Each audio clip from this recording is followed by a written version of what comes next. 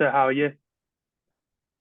Yeah, I'm pretty good. I'm quite busy recently. March was a quiet month for me. But yeah, I've been picking up some work recently. So yeah, it's getting a bit busier.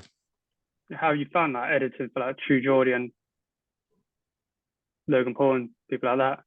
Yeah, it's something that I really enjoy doing. It was a hobby that I picked up when I was younger. Luckily, been able to turn it into a job. I've always wanted to work in this sort of YouTube scene. So uh, luckily, I've been able to do it.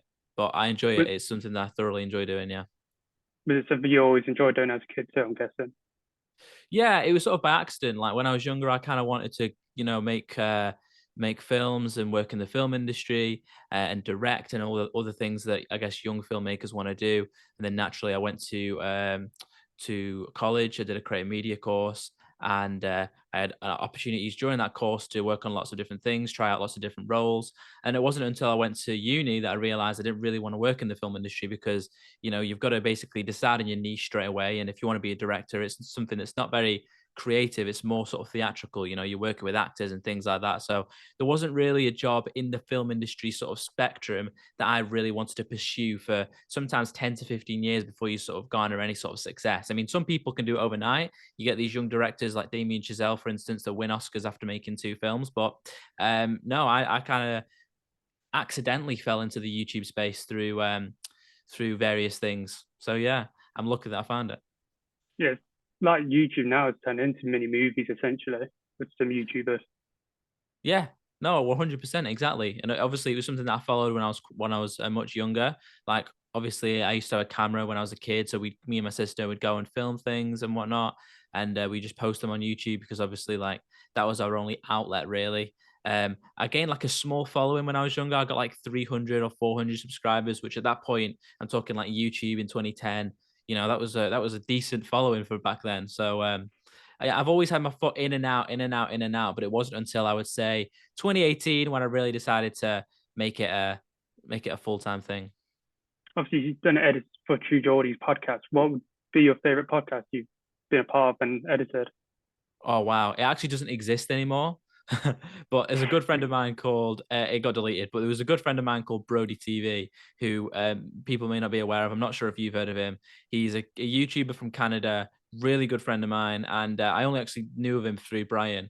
And he's very outlandish. I would say if you've got any boundaries when it comes to humor, don't watch Brody. But we had him on the podcast once, and it was a wild podcast, and I just like editing it, and even right if I went back and watched it now, I would not stop laughing. So probably that in terms of like what actually was the most entertaining podcast for me to do when I worked with Brian. Um, but also like the Ricky Gervais podcast, I thought was really good. Yeah. Yeah, how's like Ricky Gervais in person? That's big star. Yeah, so I've been lucky enough to meet Ricky Gervais, I think 3 different times, and every time I've met him, he has been nothing but um, a really, really nice guy, really nice, down to earth. Do you know what I mean? He doesn't feel like Yeah, he's sort of like this guy that doesn't really, he's like "fuck you, I'm Ricky Gervais" kind of thing. He doesn't have that attitude about him. He's got a very nice demeanor. He's welcoming. Because there's a lot of people that I've met, I won't name names, but even in the YouTube space, some people that think they're just too big for the boots and they'll will look down on other people. Ricky Gervais is definitely not that kind of guy. yeah, well, he gives off like a really nice guy from the shows he's been in and obviously our social media and everything. Yeah, no, definitely. And I've been looking like obviously in London whenever when we live in London, so whenever he does these big sort of stadium tours, he'll usually go to some of the small venues in London like Leicester Square Theatre and things like that to sort of trial some of the jokes before taking them onto the big stages. So I've been lucky enough to go to a few of those too, and he's just such a great guy. Yeah, obviously editing for Brian led to editing for Prime in the Super Bowl ad. How was like the creative process behind that, and how did it feel like your edits being seen commercially by nearly everyone in the world? Yeah, it was a really it was literally something that I didn't expect. So I knew they were doing a Super Bowl commercial because it was something that we included in the 2022 year in review where Logan announces the Super Bowl commercial was going to happen. So I knew it was happening, but I just assumed that they were going to go and film something, which I think was originally the plan. Like I'm not too sure, but I remember Logan was going to go and shoot something with JJ, and obviously Logan is a very big creative force behind Prime. So that was the plan originally. And then one day, literally completely out of the blue, Logan hits me up and he's like, "Hey, I want you to edit the Super Bowl commercial. We've got, 3 weeks or however long it is to do it. We're basically just going to make a montage of all of the best moments for Prime, and we just try and make it look engaging, fun, and just try and get across what we are as YouTubers, basically." And I think that was something that was good about it. Like, it didn't feel like a high budget, typical Super Bowl commercial. It stood out from the rest because of that. But it was made in this room. Like, I edited it on this computer. It was made in a bedroom. You know what I mean? And I'm not sure there's many Super Bowl adverts that have been edited in a bedroom, So it did have that sort of like raw YouTube feel to it. And the fact that we didn't go over the top and sort of, and it still had that sort of YouTube montagey look to it, I was quite proud of. So the creative process was great. Me and Logan worked closely together on it. We'd go, especially in the last week, we were just going back and forth, back and forth, back and forth, back and forth. I remember at one point Logan saying, "I just want to see every option for every different shot, just so we know that we've made the right decision and we're confident in that." And me and Logan will spitball ideas and go back and forth. Like, Logan isn't the kind of guy to be like, "No, no, no, I want it to be done this way. I want it to be done that way." Like, he's willing to listen to your ideas, take things on board, and then various things that are in the Super Bowl ad, the final one, were my ideas from the start. And sometimes when you work with people, you watch the final product and you go, "This is good, but it's not of what my work." There's nothing in there that I can say, "Oh, that was my idea." Whereas with the Super Bowl advert, there's quite a lot. Yeah, how do you find like working with like someone as big as Logan Paul as well as Brian?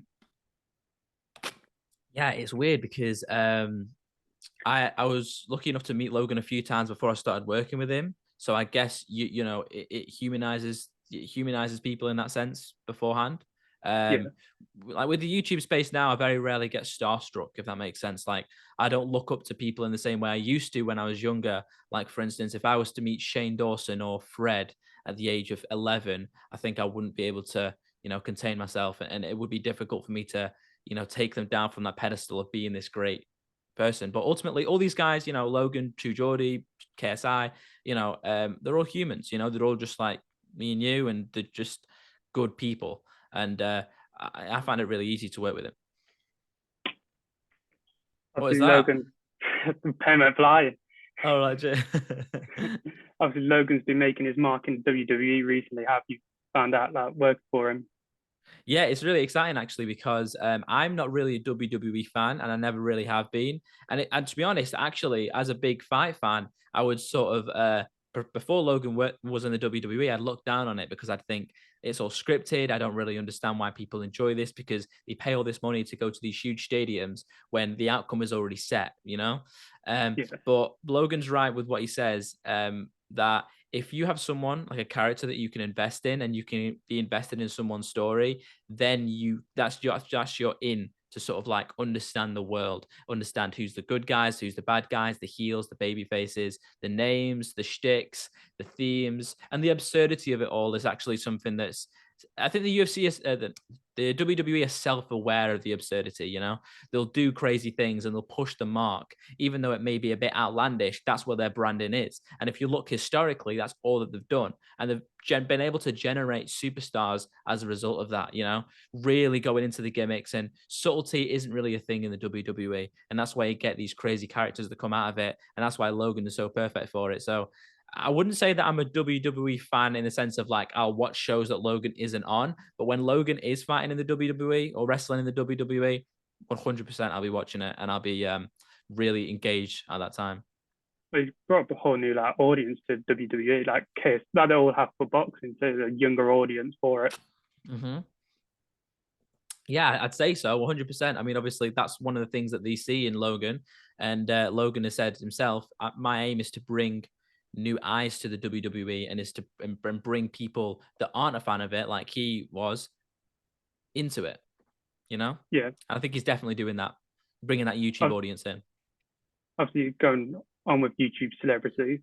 Well, we're going into combat sports. We have Jake Paul fighting Nate Diaz recently announced. How do you see that one going? To be honest, I'd see. I think one of the things that people don't realize is Nate Diaz is primarily a boxer. Like, obviously, he has shown good jujitsu and ground game in the UFC throughout his career, but he's a boxer. Like, fundamentally, he's a boxer, and I think people are overlooking him a lot. I do think Jake's going to win, only because Jake has been training boxing for the last 6 years, has proven to have knockout power in the boxing ring, and also has shown a good level of technical skill. Although he did lose to Tommy Fury, he did manage to go the full distance with him and also knock him down in the last round. Nate Diaz so far hasn't, to my knowledge, had an actual boxing fight, although he has been training boxing. And there's footage to prove that throughout his entire career. And obviously, he has knocked people out in his MMA career, but MMA is very different to boxing. So, in that respect, I would give Jake the edge, but I do think it's going to be a close fight. I think it'll be a harder fight than Askren and Woodley. I think, to be honest, it'll probably be on par with the Silva fight, but I do see Jake getting the victory. Yeah, Although I like wouldn't you be said, surprised if Nate Diaz does. yeah, like you said, Nate Diaz is primarily a boxer in the UFC. Obviously, it's different with the ranges, more of a dirty box. Again, and people are up against the clinch. Mm-hmm. Yeah, exactly. And obviously, he's learning a whole new style. He's not super old. I mean, he's in his 30s, and obviously, he's taken a lot of damage in the UFC. And he's someone he's like a zombie. I think. I don't, Yeah, are you a UFC fan? Yeah. yeah, Yeah, so you're familiar with his fights, you know, how he'll just go forward. And with like Leon Edwards, for instance, one of the best strikers in the division and now a champion, he went the full 5 rounds with Leon, you know, taking shots, taking shots, taking shots. And then in the last round manages to catch him with a big right hand, almost finishes him. So it's like he's a zombie, and it's so hard to get him out of there. I mean, even until his last fight with Tony Ferguson, like you've got to really nail him down to get him out of there. And not many people have done it, especially in recent times. So will Jake be able to do that with 10-ounce gloves in the boxing ring? I'm not too sure. I think it's going to be really hard for him to do that. But my prediction for that fight would be Jake Paul winning a decision. yeah. I see Jake Paul winning as well. Obviously, training boxing, like you said, for 6 years, compared to Nate Diaz training MMA and boxing. Yeah. It's a difficult one. And obviously, like, he's got a short period of time to be able to pick that, to be able to match Jake. And he's not going to be able to do that from whenever he started training boxing, which I assume was probably just after. When was his last fight against Tony Ferguson? I think that was It was like, September, wasn't it? it was September of 2022. Okay. Yeah, So, you know, he was talking about boxing after that. Let's say he doesn't start boxing training until a few months later. He's only going to have a real probably year of boxing training before going in there with but primarily boxing training, like only boxing training before getting in yeah, there with Jake. So it's going to be hard to be able to match that level. yeah, definitely. Obviously, we've got KSI fighting next month. How do you see that one going with against a professional boxer? Yeah, it's tricky because I'm surprised at how confident Joe Fournier seems to be. And I feel like Joe Fournier is definitely overlooking JJ. I mean, we've seen that JJ doesn't have the highest technical skill, but one thing he definitely does have is an unorthodox style, a dog in him, and also the ability to knock people out. Joe Fournier does have power, he does have skill, and obviously he went however many rounds, he went the distance with David Haye, former two-weight world champion. So he obviously was his mate, but ultimately, I don't think it's going to be a very easy fight for either of them, but I'm surprised at how confident Joe Fournier is. Now, that confidence could either be one or two things. It could be foolishness. So he could just go, listen, this kid's a YouTuber. I've been boxing for 10 years. I've done white collar events and I've been in there with champions. Like, I could easily beat this guy. And he's surrounded by, when you're a millionaire or however much money he's got, he's obviously got a lot of money. He's probably surrounded by people that are telling him, you know, you're going to be able to beat him and things like that. Whereas I think, you know, JJ's team, from what I know, they aren't overlooking Joe. You know, in the same way they may have been overlooking a Swarms or a Pineda or even a Temper. They go, this is a real challenge. And I feel like JJ's taking him really seriously. I think JJ will win, and I think JJ can knock him out. But there's always that thing when someone's so confident in their own ability that they may just go in there and surprise the world. And I feel like Joe is going to be the biggest test for JJ, purely based on the fact that he's confident in himself that he's going to win. And I don't think we've seen, since JJ fought Logan, somebody have that pure belief in themselves that they're going to win. I don't think Pineda had that. I don't think Swarms had that. And I definitely don't think Temper had that. So it's the first time in a long time that someone's going to go in there against JJ and firmly believe they're going to win. So I think JJ should be able to knock him out. But Yeah, well, but we'll see. you said confidence is a blessing and a curse at the same time. Obviously, you can be confident in your own abilities, but when you get into the ring, you can run into a shot that you didn't expect to get hit with. Exactly. And that's the thing. He's talking about, like, I don't even need to train. Apparently he's only started recently, even training for the fight. And I mean, we've only got, you know, a matter of weeks now until the fight. So if you fail to prepare, you'll prepare to fail, and that Yeah, might be the case. That might be the case with Joe. I do think JJ will knock him out, but it could be, one of those, because obviously the age is a factor as well. I mean, the guy is 40 years old. He's obviously living a life. He's traveling all over the place in a jet. I don't think he's taken seriously. Or actually, I know he's not taking training as seriously as JJ's taking it. So, I mean, we'll see how far that confidence can take him. and obviously if it goes into the deeper rounds, not only just starts training like you said, or his gas tank will be able to translate the same way as JJ's will. Yeah, I mean, obviously that's another thing as well with the age. Um, JJ does have a great gas tank. We saw that in the first Logan fight when Logan was obviously very tired, and JJ still managed to throw big shots. Even in the second fight too, um, JJ recently hasn't had to go past the third round, so we'll see, how good he's been working on his conditioning with his coaches. To see if he still has that dog in him, and I'm sure he does, because when JJ's fight or flight response is triggered, he goes for it. And I feel like we're going to see the same against Joe Fournier if we get to those later rounds. Obviously on the same card as KSR, we have Deji vs Swarms recently announced. How do you see that one playing out? I think Deji batters Swarms, if I'm being honest. I feel like Yeah, Swarms got very lucky against Ryan Taylor landing that shot that breaks his retina, and I think this has given him this sort of delusion that he is this like excellent boxer now. And obviously, we've seen him very impressively losing all that weight, which when it comes to boxing isn't always the best thing. If you're going from a big guy and you're shredding down, sometimes that depending on how quick he's managed to do that very quickly, and sometimes if you're losing a lot of weight quickly, it can affect your stamina. It means you've been in a calorie deficit for quite a while, so you're not building that sort of gas tank in the same way. And we know that Deji is going to bring it, because he did against Fuzi and he managed to get the win against Fuzi, who also was in a very similar situation. Fuzi had been on keto or whatever it was. He'd lost a lot of weight, and it showed in the ring, because obviously Fuzi doesn't have a technical skill, but neither does Swarms. If anything, I would say Deji is in for an easier night against Swarms than he was with Fuzi, because at least Fuzi had been training boxing for a long time. He'd had a fight before against Slim, who's one of the toughest guys in the crossover boxing space. And Swarms fought KSI after having like a few weeks training and looked awful. And obviously he got knocked out quite quickly. And that was only in August. So if Swarms only started training in August, when they fight in May, that's less than a year. And obviously Deji's last fight was against Floyd Mayweather, which he didn't look good in, but at least he's been training at that highest level, and he's got a great team behind him in Leon and the people that are helping him out. So I'd be very, very, very surprised if Swarms manages to beat Deji. And I feel like, yeah, Deji will finish him quite comfortably. like you said, the confidence that Deji would have with stepping in the ring against one of the greatest of all time, Floyd Mayweather, that will show in this fight. Yeah, exactly. I mean, like he's testing himself against the best.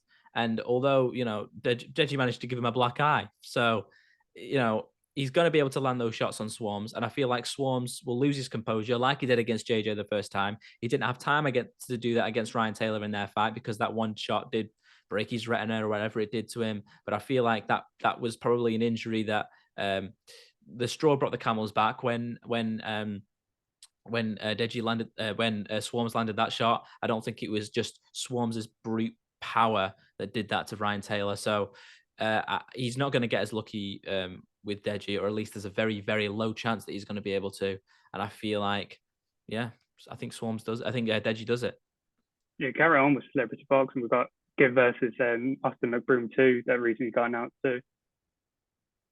Yeah. Oh yeah. So listen, the first fight, I knew exactly how it was going to go. I didn't expect Broom to get a knockdown, but I knew that Gibb was levels ahead of Austin McBroom when it came to boxing ability and boxing skill, and we saw that on the first card when Austin McBroom fought Bryce Hall and Gibb fought Taylor Holder, because Gibb showed at that point on the same night, literally just before Austin McBroom fought, that he at that point was levels ahead of Austin McBroom. Austin McBroom looked good against Bryce Hall, but let's be honest, Bryce Hall was a bobblehead punching bag in there. He didn't really show any technical skill whatsoever. Austin McBroom showed a decent amount of technical skill, but nowhere near to the level of Gibb.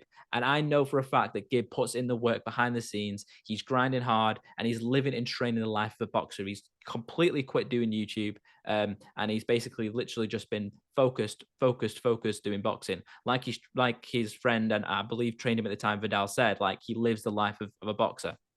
Fast forward to when they actually fought in September, wasn't it, last year? Yeah. That showed.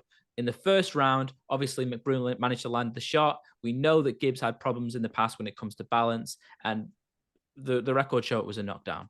But then, as the fight goes on, Gibbs' technical skill improves to the point where uh, he's able to knock him down 5 times and then finish him. We're going to see the same thing again. Like, there's no way in that space of time, Austin McBroom has trained enough to be able to compete with Gibb on the same level of technical skill. And I can tell you one thing as well, Gibb will have only gotten better.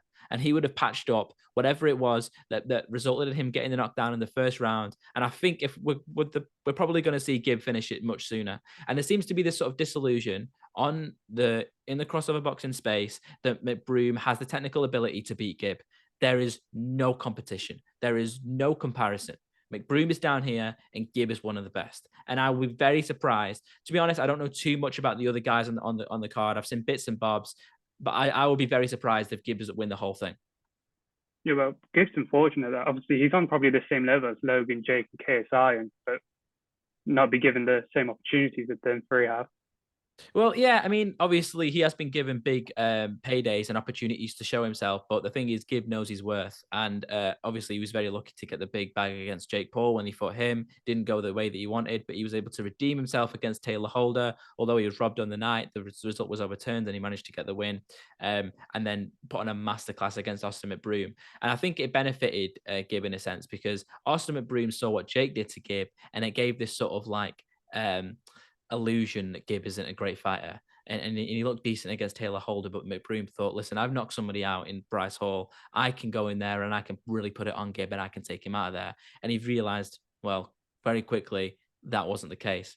And yeah, I feel like once Gibb wins this tournament, it's going to open more doors for him if he does win this tournament. Like, for instance, I think the biggest fight to make would be Gibb versus Salt Papi. Both huge names, both very, very high technical skill, and it would be a real test because I know both of them put in a lot of training. So it's something that definitely should be made down the line. But obviously, we need to get out of this tournament, which is going to last us until August, I believe the final is. So, but then again, Gibb might not be able to win it, and then where does that fight go then? So I'd be very interested to see what happens to Gibb's sort of next steps if he doesn't win the tournament. Yeah, like you said, if Gibb wins the tournament, obviously, I think he said before that he wants to win the Kingpin tournament, then I'd move over to Misfits and be all the best fighters over there.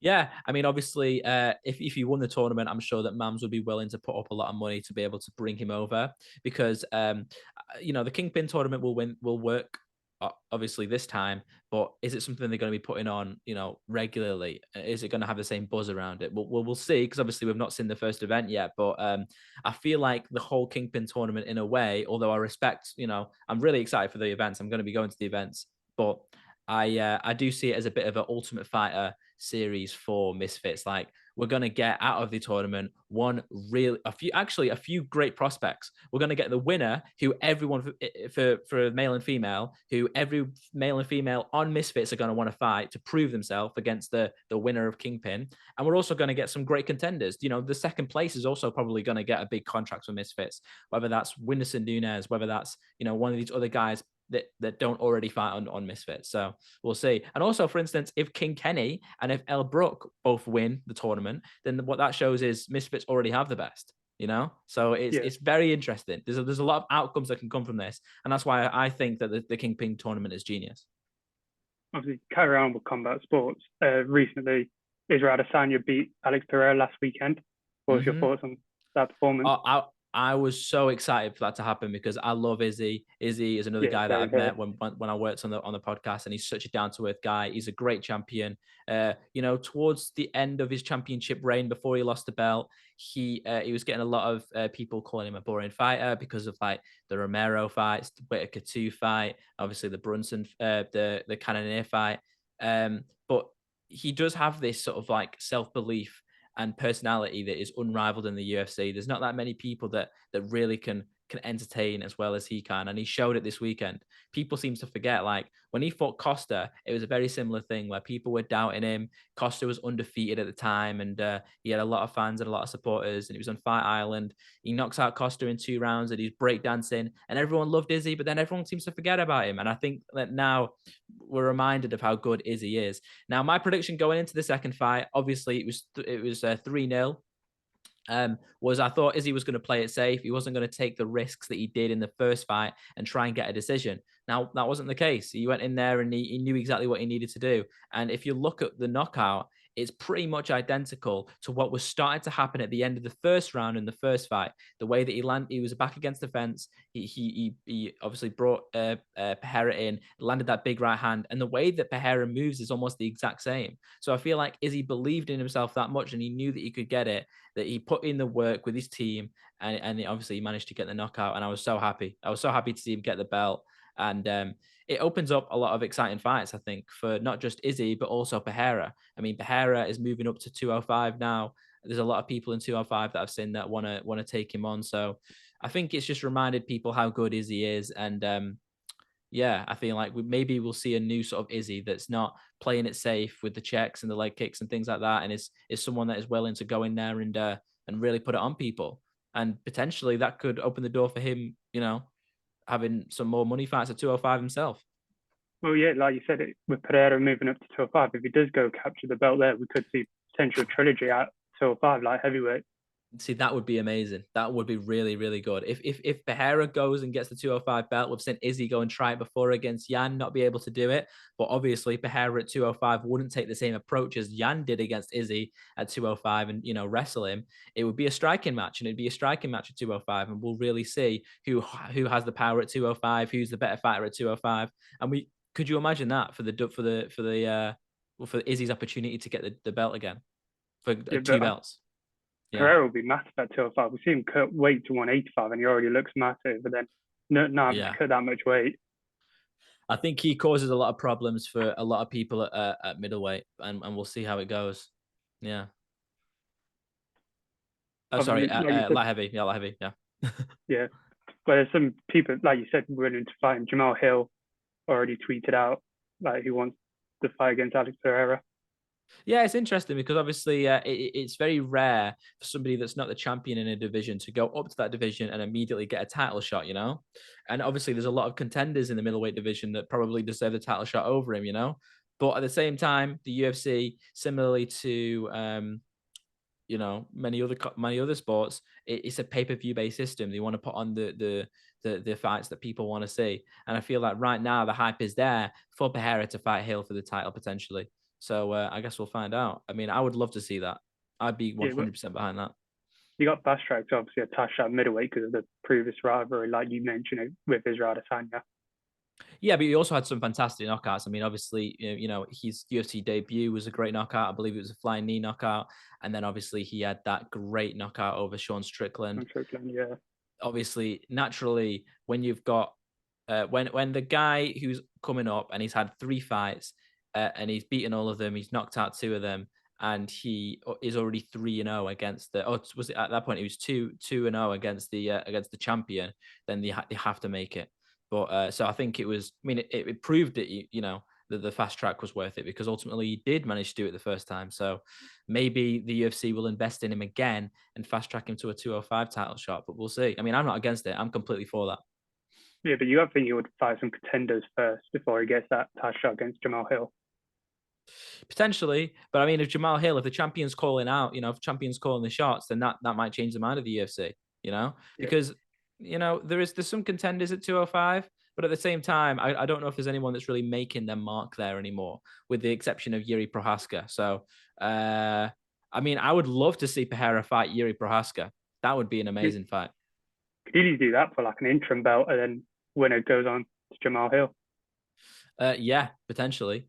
I mean, yeah, because obviously there's no fights that are lined up at the moment.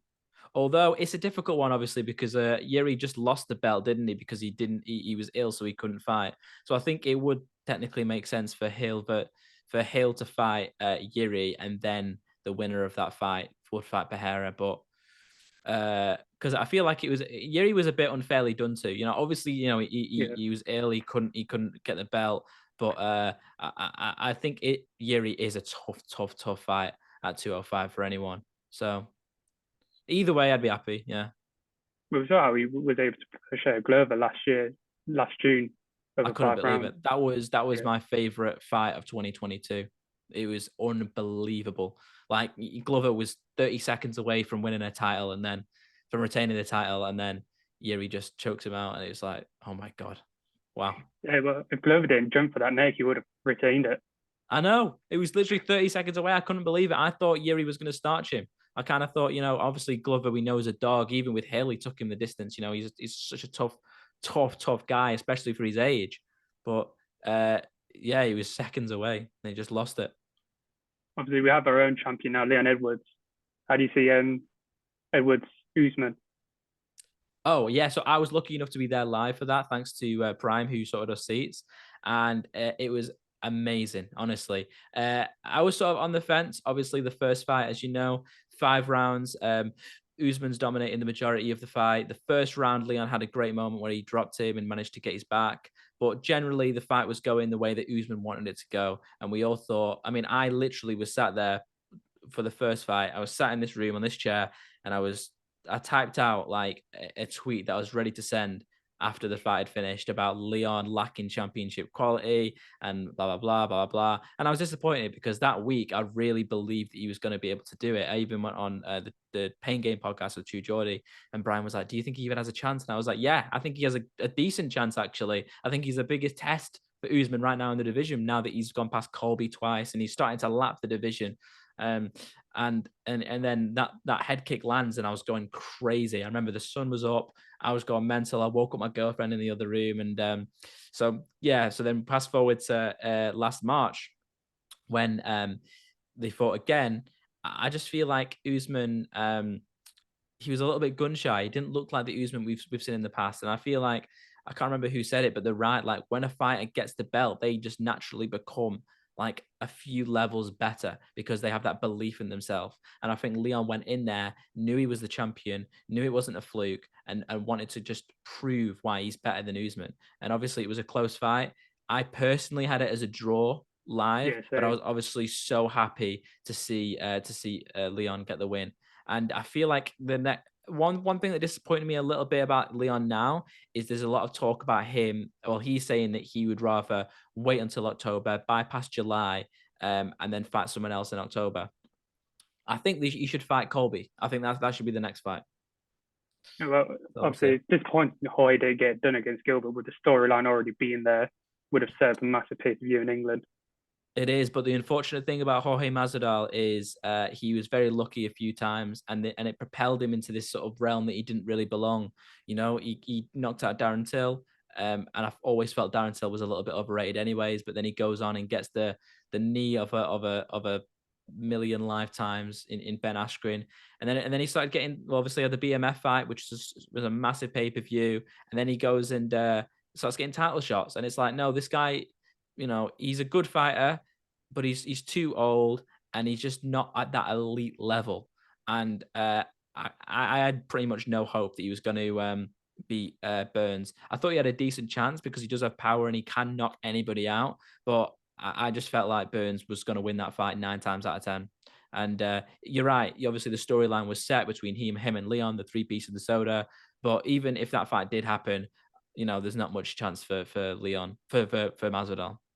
Yeah, it would have definitely just gone one way, but it would have been, 0-2 where it happened, massive pay per view in Exactly. London. Yeah, it would have been bigger than Leon versus Colby. Yeah, without a doubt. Yeah. Well, obviously on that Leon card, we had Chiesa versus Justin Gaethje as well, which was fireworks from beginning to end. Wow, it was such an amazing fight to watch live. Yeah, I mean, Justin Gaethje always brings it. His fight with Chandler was amazing. I don't think he's ever been in a boring fight, and he is definitely an elite level fighter. And people were overlooking him. I couldn't believe it. I actually believe that Gaethje was the underdog in that Yeah, fight. it was a And 3-1 underdog, I'm pretty sure. uh, really? Oh Yeah. wow.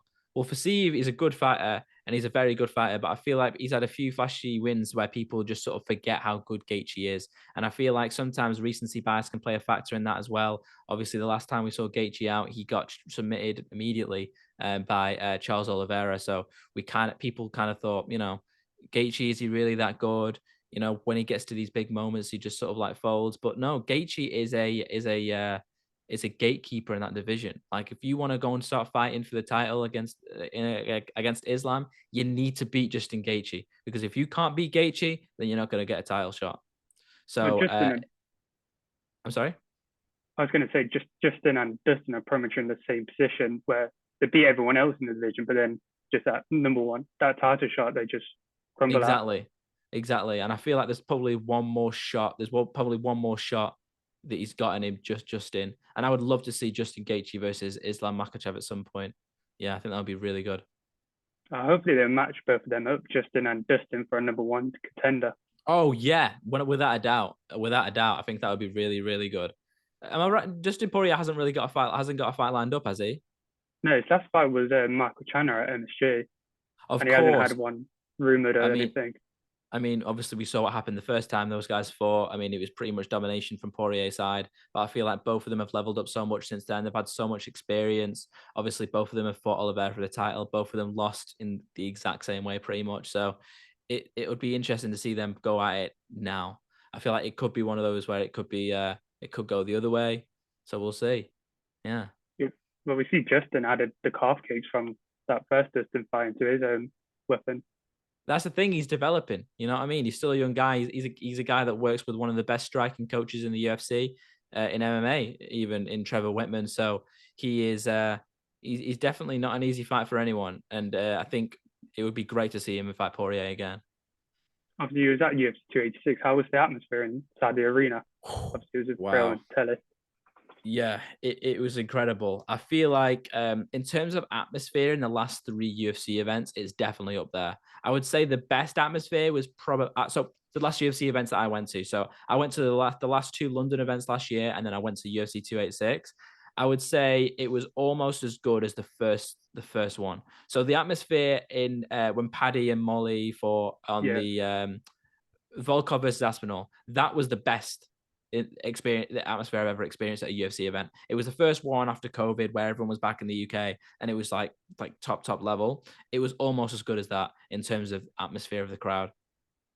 I feel like if they stacked the card up a little bit better, it was a very good card, don't get me wrong, but obviously there was a lot of the big UK guys that couldn't be on the card, like Paddy, like Molly, like Tom, obviously like Arnold, who's fighting this weekend, and Darren, for instance, who's now we're no longer in the UFC for whatever reason. I feel like if they stack that card up a bit better, then maybe the atmosphere would have been a bit better.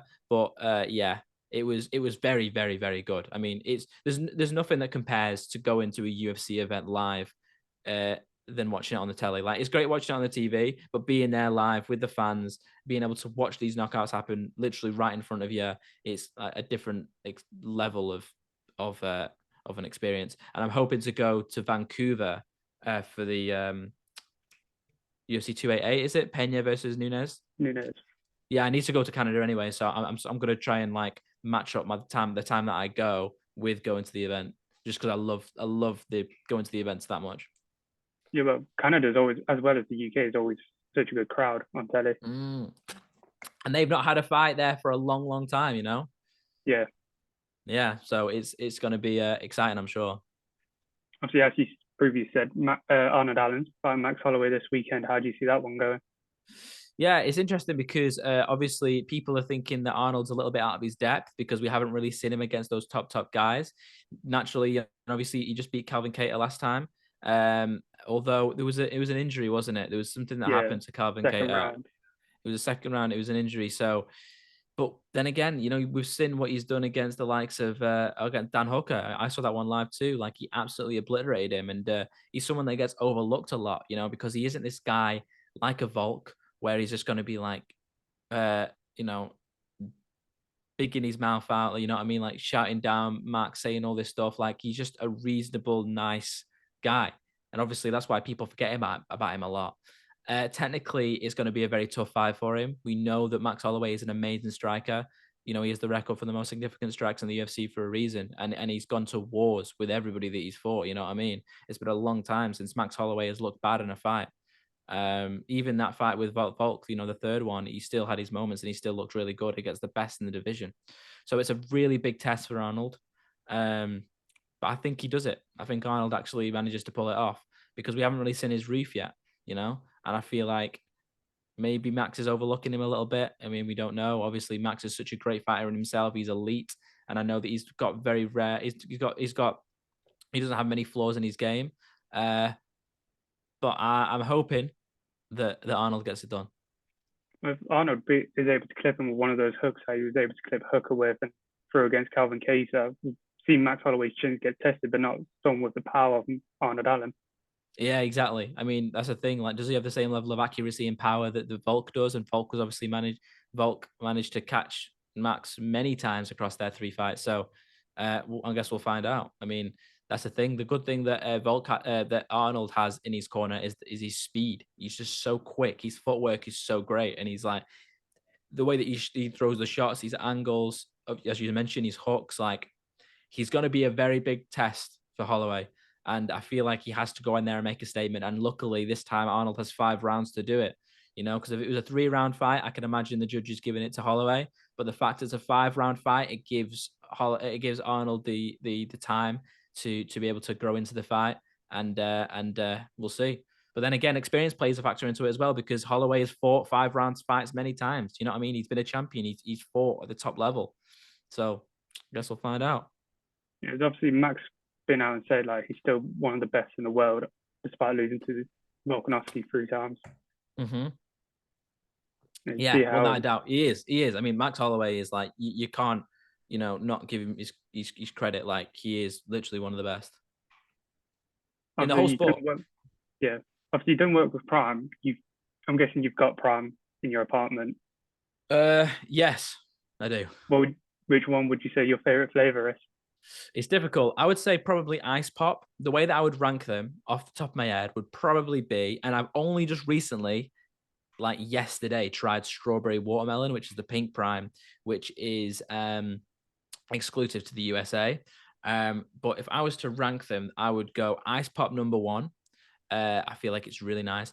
Then Blue Raspberry, then probably Tropical Punch, then probably Strawberry Watermelon, Metamoon, Orange, Grape, and I don't like Lemon Lime. The KSI one. The KSI one's up there. The KSI one's probably number 3, actually. It's probably... actually, no, yeah, I'd go Ice Pop. What did I say? Ice Pop, Blue Raspberry. What did I say? Ice Pop, Blue Raspberry, Tropical Punch, then the KSI one. So I put no number 4. It's unfortunate with it being sold out pretty much everywhere in the UK. It's so hard to get. I mean, to be honest, like, I've only had a few shipments through. Like, I've only been sent like a couple of boxes. I've been using Prime Tracker. Prime Tracker is a great app. Plug for those guys, or the guy that runs it. Like, you download it, and you could find your local stores. It's updated by people. It's verified by people, so you can see what's local stores that you have that are stocking Prime. And I've managed to find it a few times just using the app. It's great. Yeah, or like the alternative buying like £12 from like a corner shop or something like that. I only did that once. I only did that in Blackpool once because there was the lemon lime and I hadn't tried it, and I was like, oh, I've got to do it. And it was funny because I went in and I said, can I get the Prime bottle, please? And the guy looked at me and was like, it's £10, by the way. I was like, yeah, it's fine. Like, you know what I mean? Like, even the guy that was selling it me was giving me the warning that this bottle I was buying was £10. You know what I mean? Even he felt like an idiot for doing that, but it is what it is.